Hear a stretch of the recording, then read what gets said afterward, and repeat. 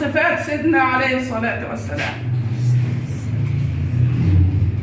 سيدنا عليه الصلاة والسلام بيقول لما التقيت بإبراهيم الخليل عليه الصلاة والسلام فسلم عليه وقال أهلا بالنبي الصالح والأخ الصالح، وقال لي خلي بالكم بقى يا محمد بلغ أمتك مني السلام. خلي بالكم من وصية سيدنا الخليل عليه السلام لسيدنا عليه الصلاة والسلام،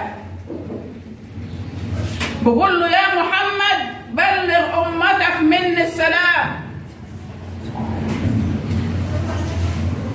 وعليك السلام ورحمة الله وبركاته يا خليل الرحمن.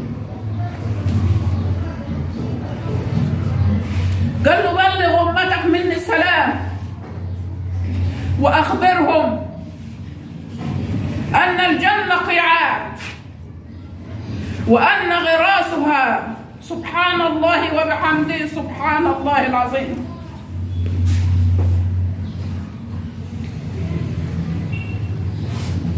خلي بالكم من وصية سيدنا الخليل عليه السلام، بقول له يا محمد بلغ أمتك مني السلام، قول لهم أبوكم إبراهيم الخليل بيسلم عليكم يا أمة محمد. سيدنا إبراهيم الخليل بيسلم عليكم، بعت لكم السلام، بعت لكم السلام مع سيدنا، وقول لهم أن الجنة قيعان يعني أرضها خصبة، وأن غراسها يعني أفضل شيء تغرسه في الجنة سبحان الله وبحمده سبحان الله العظيم.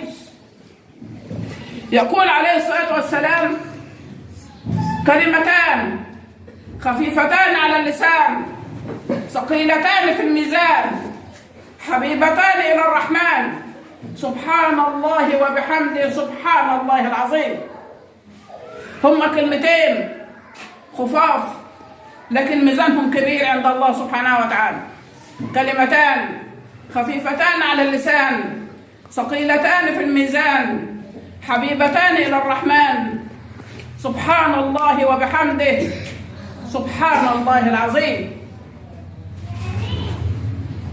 خلي بالكم يا حبايبي، احنا جالنا امر من سيدنا عليه الصلاه والسلام وجايب لنا السلام مع سيدنا ابراهيم.